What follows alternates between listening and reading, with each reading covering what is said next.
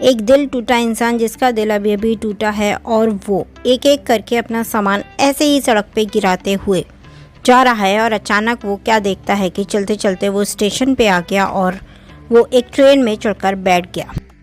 भैया वीआईपी लोग अनजाने में भी एसी कोच में ही जाते हैं। भाई साहब, अब कन्विंस हो गए या मैं और बोलूं?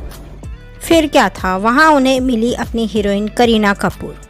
नहीं, उस समय तो वो करीना कपूर ही थी ना। ये पूरी फिल्म करीना कपूर की एक्टिंग पे ही बेस्ड है।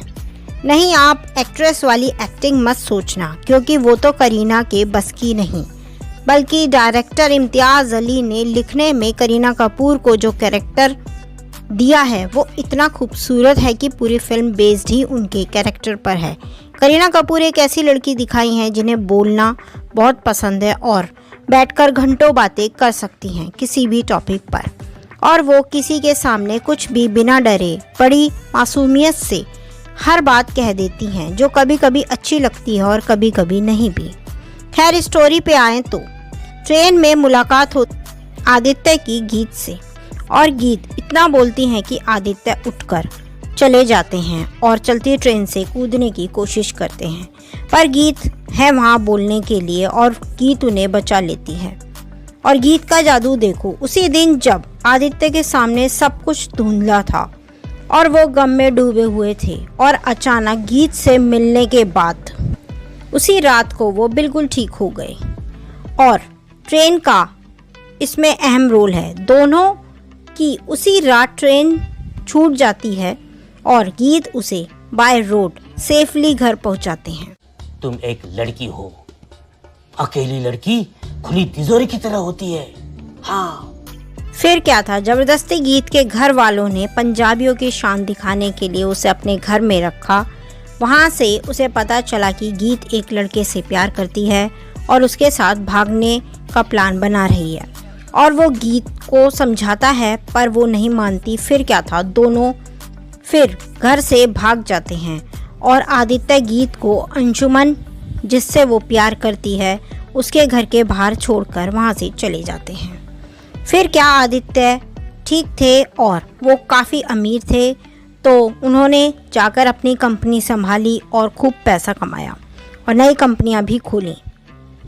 तभी एक दिन गीत के चाचा वहाँ आदित्य की कंपनी में आते हैं और उनसे पूछते हैं कि गीत कहाँ है, वो ठीक तो है ना, क्योंकि उनके घर से तो दोनों साथ ही भागे थे और उन्हें लगा कि दोनों के बीच में कुछ चल रहा है और उन्होंने भागकर शादी कर ली।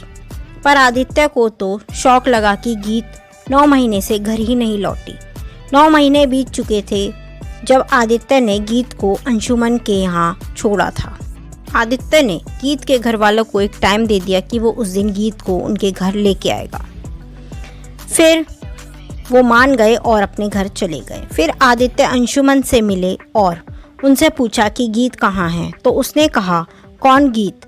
तभी आदित्य ने कहा, यार कितने गीत को जानते हो।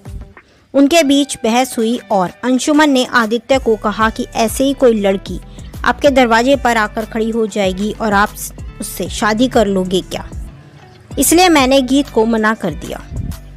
आदित्य अंशुमन को सुनाकर वहाँ से निकल जाते हैं और गीत को ढूंढते हैं, तो गीत उन्हें मिल जाती है।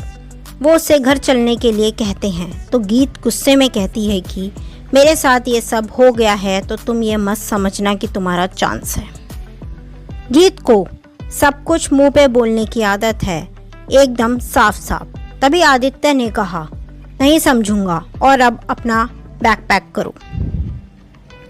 दोनों होटल जाते हैं। आदित्य गीत को समझाता है कि तुम्हारे घर वाले तुम्हारे लिए कितने परेशान हैं, तुम्हें घर चलना चाहिए। अंशुमन तुम्हें प्यार नहीं करता, वो मान जाती है और दोनों घर पहुंचते हैं। वहाँ बड़ी तैयारी है और साथ में अंशुमन भी है, क्योंकि आदित्य के आने के बाद अंशुमन भी गीत के पास आ गए। पर घर पहुंचने के बाद सब यही कहते हैं कि आदित्य और गीत ने शादी कर ली और हम दोबारा इन दोनों की शादी कराएंगे। और अंशुमन आदित्य के दोस्त हैं, उनकी दोबारा शादी कराना चाहते हैं उनके घर वाले। इसी बीच सब कंफ्यूजन में चल रहे हैं, क्योंकि गीत तो अंशुमन से प्यार करती है और उनसे शादी की बात करने के लिए अपने घर आई थी। पर घर वाले सोच रहे हैं कि आदित्य और गीत के बीच में शादी हो चुकी है और हम इनकी शादी दोबारा कराएंगे, क्योंकि वो घर से साथ में भागे थे।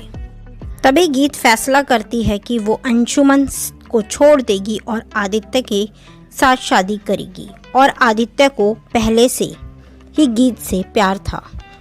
फिर क्या था? Happy ending. ये फिल्म आई थी 2007 में, और इस फिल्म के बाद शाहिद और करीना की जोड़ी काफ़ी हिट हुई थी। तो देखें जाके जब वी मेट, बहुत अच्छी फिल्म है, मैंने तो कई बार देखी है, आपने नहीं देखी तो जाकर देखिए। थैंक्स फॉर वॉचिंग पागल बॉलीवुड। बाय।